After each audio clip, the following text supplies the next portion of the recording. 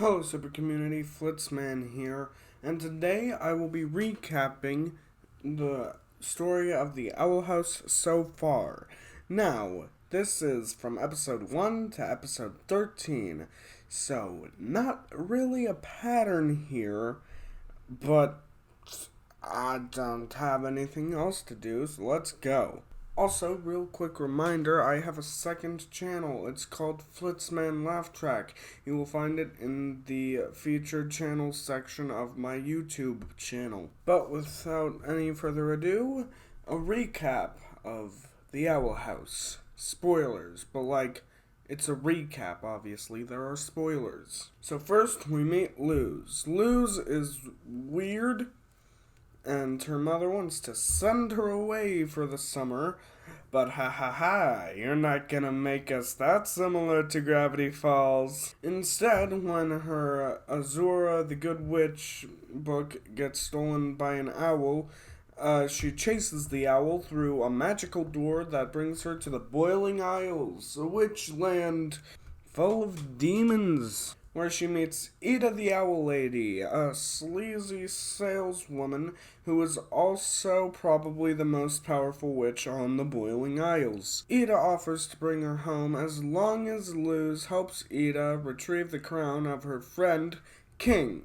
King used to be the king of demons, so he says, but I already made an entire theory about that. You can find that theory by clicking there.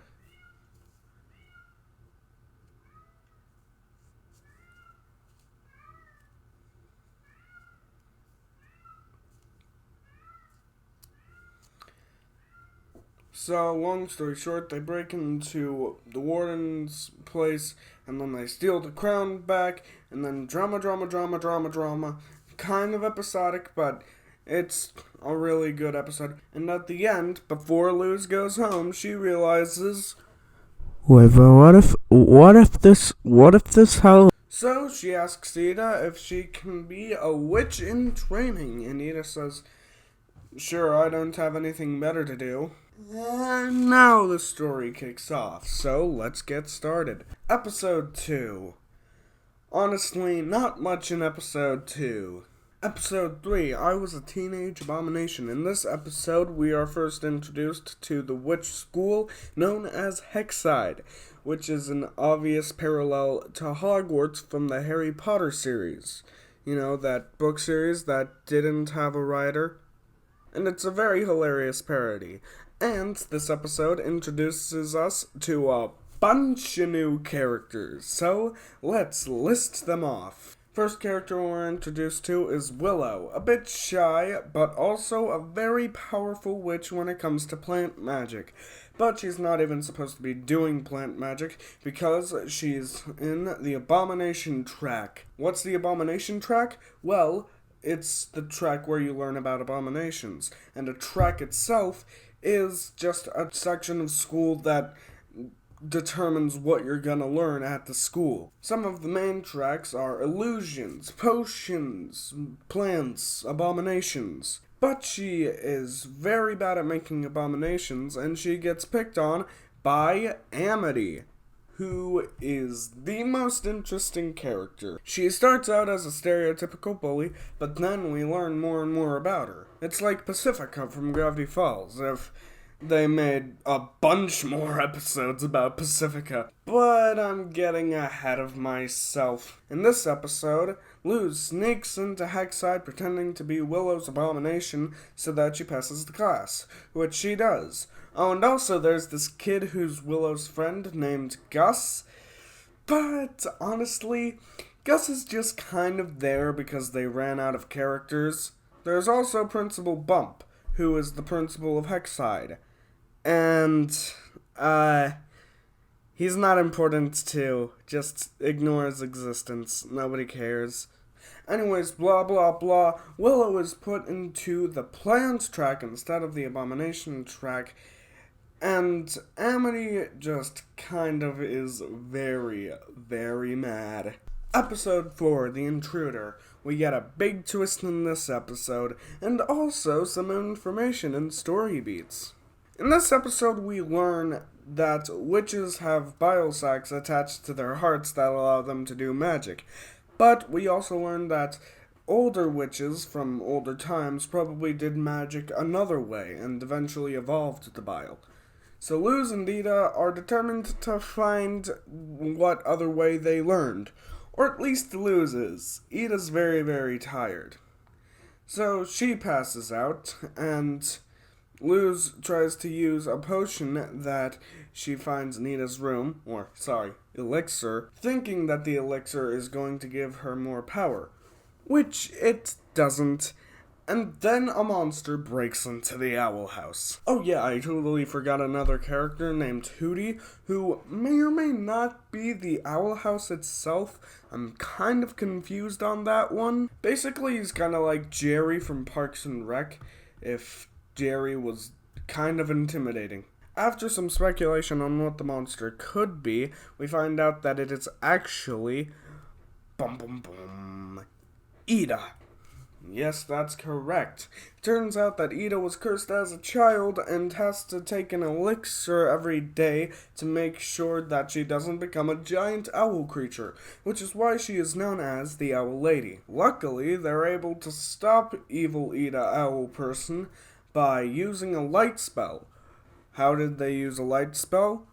Well, Luz took a video of Ida beginning a light spell, but then passing out, and with her broken phone, she sees that there's actually a pattern, or a glyph, that she traces out and learns her first spell, the light glyph. There are a lot of glyphs that she's probably gonna learn after episode 13, but so far she only knows 2, and in where we are in the recap, she only knows 1. So, let's continue. Ida reveals her curse to Luz and King, and that becomes a big mystery. How is she gonna stop the curse, and who cursed her? Let's move on some more to episode 5, Coven. This frickin' episode. There is so much here. So much lore, so much character development, so much character introduction, and so much action. Let's get it started. In this episode, we learn about Covens, what tracks train you for. For example, if you're training in the Abomination track, you'll join the Abomination Coven. There are 9 main Covens. There are other Covens besides the main Coven, but let's just stick with the main 9. The main Coven that you want to learn about, though, is the Emperor's Coven.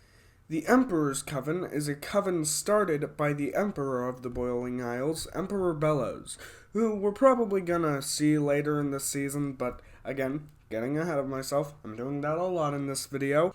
And we see that the head of the Emperor's Coven is Lilith, who is also Ida's sister, probably younger sister. I don't know though, maybe they're twins. So, we find out about that.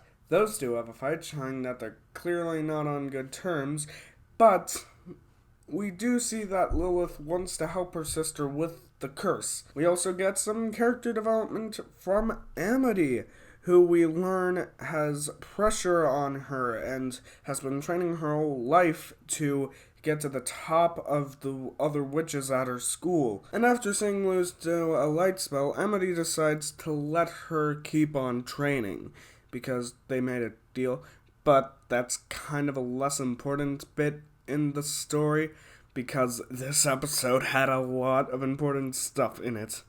But now we have to move on to episode 6, Hootie's Moving Hassle. Willow and Amity used to be friends, even though now Amity is Willow's bully, because Amity got her powers before Willow did. That's all you need to know about this episode, really. Just Hootie does some stuff. There's really nothing we have to talk about here. Let's go on to episode 7, Lost in Language. This is where stuff really kicks off for Amity's character. In this episode, we meet Ed and Em, the 2 older siblings of Amity, who constantly bully her and break the rules. Luz thinks that by being their friends, she'll be able to befriend Amity, which she wants to do, just like the good witch Azura did with her nemesis. That book has a lot of parallels. And obviously the show wants us to think that Luz is the parallel of Azura, but honestly, Azura seems closer to Amity than Luz, so maybe it's a twist on the Chosen One thing, and actually Amity's gonna be a Chosen One of some sort, or maybe there's just not gonna be a Chosen One, and the world of witchcraft is different than books, and I don't know. Let's continue. In this episode, we find out that Amity also likes the Good Witch Azura franchise. And after some shenanigans, Luz gives Amity number 5 in the Azura book franchise, because Amity only had 4 books. We also, again, find out about some heavy pressure put on Amity. And this episode is destined to start a bully turned friend, and also maybe more. Episode 8, Once Upon a Swap. Skip! Although we do learn that Ida actually wanted to be in the Emperor's Coven at one point, but beside that, skip! Episode 9, Something Ventured, Someone Framed. Skip! Episode 10, Escape of the Talisman. I forgot to mention a character. Her name is the Bat Queen. She used to be a talisman. What's a talisman? Well, remember Owlbert? That person I told you about? Owl I told you about? Well, he is a talisman. A talisman is a creature or thing that goes on the top of a witch's staff to help the witch do stronger magic. And each talisman has an interlock to make sure they only fit on one staff. We see that the Bat Queen used to be a talisman because she has an interlock on her foot. A talisman for a giant. But honestly, the Bat Queen doesn't really matter to me. Like, there are a ton of other characters, and she just seems like she was thrown in for a bit of extra story. I'm not saying she's a bad character, I'm just saying, not the top of my list. Episode 11, Sense and Insensitivity. Can you say skip? Episode 12, Adventures in the Elements. Now we get some more Amity and Luz friendship. The short version is, Luz learns that she needs to know at least 2 spells to get into Amity's class, otherwise she'll be put in the baby class.